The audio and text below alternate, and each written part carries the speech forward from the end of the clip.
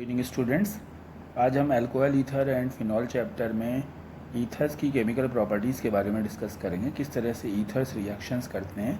Last lecture में हमने ether के बारे में बताया था कि किस तरह से हम ईथर्स की प्रिपरेशन करते हैं, और उसके पहले लेक्चर में हमने आपको बताया था कि ईथर कितने तरह के होते हैं और कैसे उनकी नेमिंग के बारे में बताया था।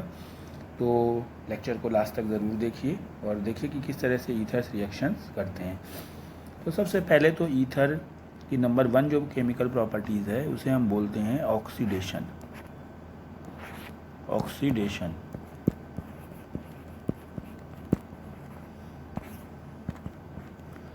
ईथर एक तरह का लेवाइस बेस है, क्योंकि इसमें जो ऑक्सीजन पे लोन पेयर इलेक्ट्रॉन है, जब हम कोई ईथर का एक स्ट्रक्चर बनाते हैं तो उसमें हम देखते हैं कि ऑक्सीजन है और ऑक्सीजन पे 2 पेयर इलेक्ट्रॉन होते हैं। इस 2 पेयर इलेक्ट्रॉन होने की वजह से ये एक बेस की तरह काम करता है।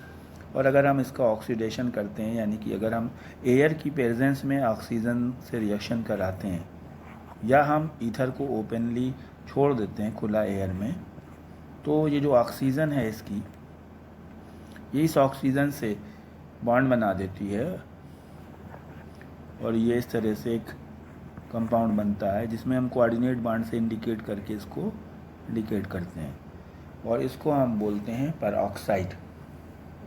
यानी जो कंपाउंड बनेगा इसका नाम होगा dialkyl peroxide. Die alkyl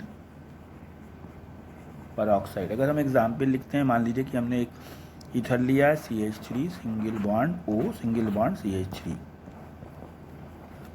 इस ईथर का नाम है डाई मिथाइल ईथर। ये मिथाइल है, ये भी मिथाइल है, तो उसका कॉमन नेम होगा डाई मिथाइल ईथर। और हमने इसको ऑक्सीजन के साथ रिएक्शन किया है। एयर की प्रेजेंस लेना ज़रूरी है, तो ये हमारा कंपाउंड बन जाएगा CH3 single bond O single bond CH3, और O से हम ये कोऑर्डिनेट बॉन्ड बनाएंगे, एरो बनाएंगे और O लगाएंगे, तो इसका नेम हो जाएगा स्टूडेंट्स, यहाँ पे मिथाइल ग्रुप लगा हुआ है तो di methyl peroxide. Di methyl peroxide.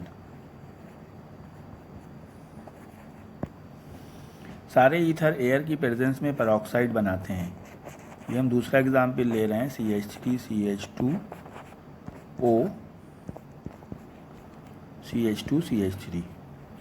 यहाँ पे ये ध्यान रखना है कि ऑक्सीडेशन में और कंबशन में डिफरेंस होता है। हम ऑक्सीडेशन कर रहे हैं, हम कंबशन नहीं कर रहे हैं। यहाँ पे कंबशन का मतलब होता है कि हम उसको बर्न कराएंगे ऑक्सीजन की प्रेजेंस में, इग्निशन टेम्परेचर पे ले जाएंगे उसको, यानी हम फायर दिखाएंगे जब इग्निएट होगा वो। लेकिन यहाँ पे सिर्फ हम एयर की प्रेजेंस में ला रहे हैं, तो ये हमारा, हमने अगर डाई एथाइल ईथर लिया हुआ है तो हमारा कंपाउंड बनेगा CH3 CH2O CH2 CH3, और ये O से कोऑर्डिनेट बॉन्ड O। और स्टूडेंट्स का नाम आप इजीली कर सकते हैं, इसका नाम आप खुद करें और हमको बताएं। ये तो पहली प्रॉपर्टी थी आपकी जिसमें कि हम ऑक्सीडेशन कर रहे थे। अब दूसरी प्रॉपर्टी है आपकी कंबशन। कंबशन का मतलब है बर्निंग, यानी हम बर्न कराएंगे। ईथर जो है कंबस्टेबल मटेरियल है, जैसे कि आप जानते हैं पेट्रोल, LPG, ये कंबस्टेबल मटेरियल है। मैच स्टिक दिखाते ही ये बर्न करते हैं। उसी तरह से ईथर में भी अगर मैच स्टिक आप दिखाएंगे तो ये बर्न करेंगे, और बर्न करके ये 2 कंपाउंड बनाते हैं। एक तो कार्बन डाइऑक्साइड बनाते हैं CO2, और H2O बनाते हैं। तो अगर हम कोई भी ईथर लेते हैं और उसको ऑक्सीजन, बर्निंग के लिए ऑक्सीजन नेसेसरी है, हमने जैसे लिया आपका ये मेथऑक्सीमेथेन, और हमने यहाँ पे O2 ले लिया, यहाँ पे हमको ऑक्सीजन लेनी है, तो ऊपर हम बर्निंग भी लिख सकते हैं या कंबशन लिख सकते हैं। 2 प्रोडक्ट बनेंगे, एक तो CO2 बनेगा और H2O बनेगा।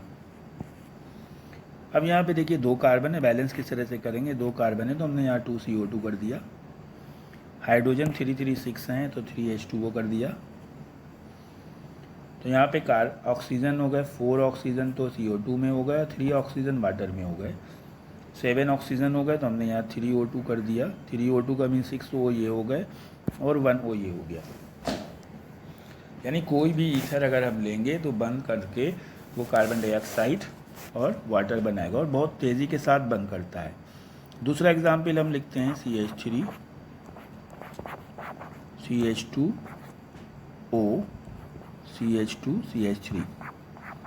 स्टूडेंट जैसे ऊपर लिखा है मैंने उसी तरह से आप इसको भी कर सकते हैं। इसमें भी आप CO2 और H2O ही बनाएंगे। रिएक्शन को आप कंप्लीट करिए और उसको बैलेंस कीजिए। ये दोनों प्रॉपर्टीज़ बहुत इजी थी और आप इसको बहुत अच्छे से समझ भी पाए होंगे। लेकिन अब जो नेक्स्ट प्रॉपर्टी है नंबर 3, जो ईथर की रिएक्शंस किसी एसिड से करते हैं, that's mean reaction with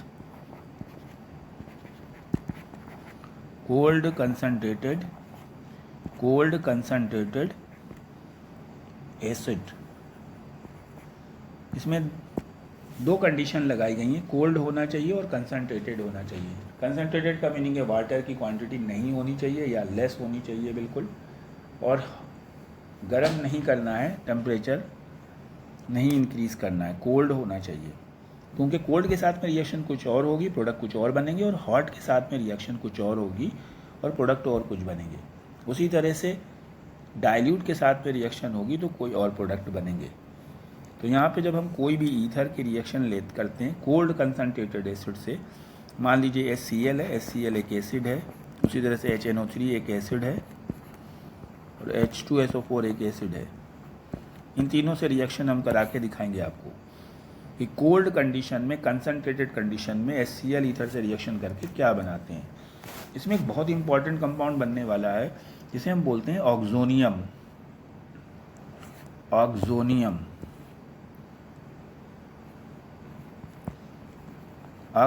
salt बनाते हैं ये। ईथर जो है कोल्ड कंसनट्रेटेड एसिड के साथ रिएक्शन करके ऑक्सोनियम सॉल्ट बनाते हैं। और कैसे बनाते हैं देखिए, हमने अभी आपको बताया कि ईथर जो होते हैं बेसिक नेचर के होते हैं, लेवाइस बेस होते हैं, क्योंकि ऑक्सीजन के पास 2 पेयर इलेक्ट्रॉन होते हैं। जब हम इसमें कोई एसिड मिलाते हैं, मान लीजिए हमने HCl लिया है कोल्ड कंसनट्रेटेड, तो इसका जो ये एसिड का H पॉजिटिव होता है ये ऑक्सीजन पे जाके अटैक करता है, ROR, और यहाँ पे ये H जुड़ जाता है, इससे पूरे पे पॉजिटिव चार्ज आ जाता है और इसको ऑक्सोनियम बोलते हैं। ये ऑक्सोनियम आयन है, ऑक्सोनियम।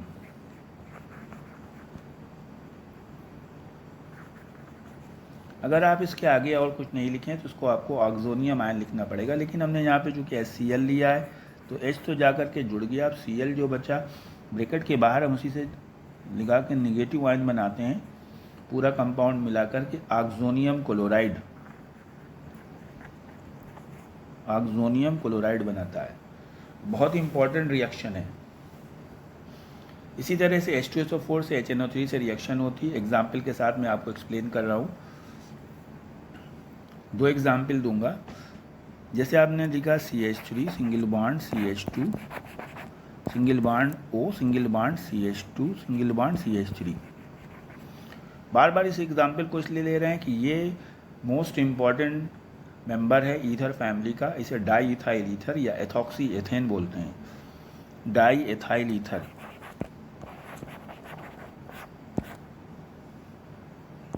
जिस तरह से आप जानते हैं कि किसी फैमिली के लिए एक हेड होता है, तो ईथर की फैमिली को डाई इथाइल ईथर से जाना जाता है।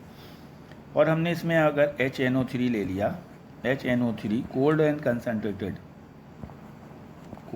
कंसनट्रेटेड, तो आप क्या देख पा रहे हैं कि ये हमारा जो कंपाउंड बनेगा, ये बनेगा CH3 single bond CH2 single bond O CH2 CH3, और यहाँ पे हम H लगाएंगे और पूरे पे हम पॉजिटिव चार्ज लगाएंगे और बाद में हम लिखेंगे NO3 निगेटिव। जैसा कि आपको बताया था कि इसका नेम ऑक्सीनियम होता है, लेकिन यहाँ पे अब ये अल्काइल ग्रुप तो रहा नहीं, यहाँ पे एथाइल ग्रुप लगा हुआ है, तो हम इसका नेम लिखेंगे diethyl oxonium nitrate diethyl oxonium nitrate, nitric acid. लेकिन यहाँ पे हमको ध्यान रखना है स्टूडेंट्स की कोल्ड और कंसनट्रेटेड होना चाहिए, वाटर की क्वांटिटी नहीं होनी चाहिए। उसी तरह से दूसरा एग्जाम्पल है, जब हम लिखते हैं CH3 single bond O single bond CH3, ये मेथॉक्सी मेथेन है और हमने इसको H2SO4 से रिएक्शन करी है।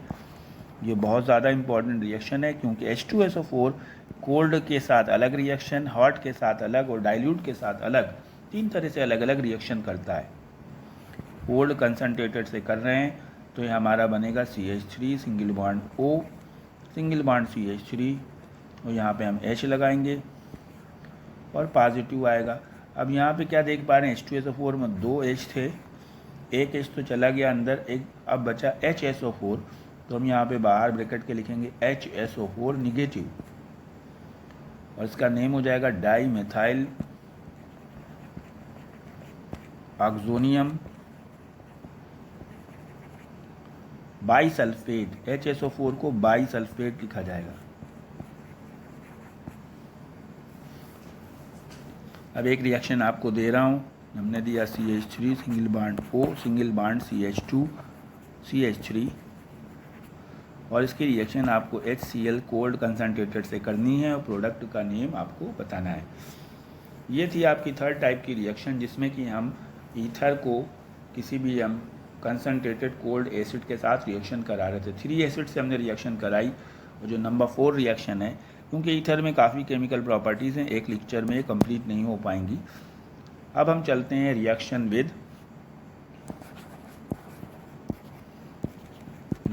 With dilute H2SO4। Dilute H2SO4, dilute का मतलब है कि हमने वाटर मिला दिया है। तो यहाँ पे बहुत इंपॉर्टेंट रिएक्शन है और इससे, क्योंकि ये अल्कोहल में भी हमने पढ़ा हुआ है, इस रिएक्शन में अल्कोहल बनते हैं। ये प्रिपरेशन ऑफ अल्कोहल है। जब ईथर में हम वाटर मिलाते हैं और एसिड लेते हैं, डाइल्यूट H2SO4 मिलाएं या हम एसिड और वाटर बोलें, बात वही है। जैसे लिखा डाइल्यूट H2SO4, डाइल्यूट का मतलब वाटर और H2SO4। अगर आपने कोई ईथर लिया है R single bond O single bond R dash, यह मिक्स्ड ईथर है और आपने इसमें H2O लिया क्योंकि आप बोल रहे हैं डाइल्यूट H2SO4, तो इसमें जो वाटर है वो रिएक्शन करेगा और 2 अल्कोहल बनेंगे। एक बनेगा ROH और दूसरा बनेगा R-OH। अगर आपने यहाँ पे सिंपल ईथर लिया है जिसमें सेम ग्रुप लगे हैं तो एक ही तरह का अल्कोहल बनेगा, लेकिन अगर आपने मिक्स्ड ईथर लिया है तो 2 तरह के अल्कोहल यहाँ पे बनेंगे। एग्जाम्पल देखिए, अगर आप लेते हैं CH3 single bond O single bond C2H5, ये आपका मिक्स्ड ईथर है क्योंकि दोनों तरफ डिफरेंट ग्रुप लगे हुए हैं। हमने डाइल्यूट H2SO4 लिया है तो ये हमारा बनेगा CH3OH एक मालिक्यूल और दूसरा बनेगा C2H5OH। यानी ये अल्कोहल बनाने की अच्छी प्रिपरेशन है। इसमें सिर्फ अल्कोहल ही मेन प्रोडक्ट्स के फॉर्म में बनते हैं। एक और एग्जाम्पल देते हैं, अगर हमने लिया है C2H5 single bond O single bond C2H5 ethoxy ethane लिया है और वाटर मिलाया है हमने इसमें, या हम लिखते हैं डाइल्यूट H2SO4, तो जो हमारा प्रोडक्ट बनेगा C2H5OH और प्लस C2H5OH। तो स्टूडेंट्स, यहाँ तक आपको बहुत अच्छे से क्लियर हो चुका होगा। 4 केमिकल प्रॉपर्टी मैंने आज बता दी हैं। नेक्स्ट लेक्चर में हम 4 केमिकल प्रॉपर्टीज़ और बताएंगे। अच्छे से लेक्चर को देखिएगा और आगे आने वाले लेक्चर का वेट कीजिएगा। Thank you, have a nice day.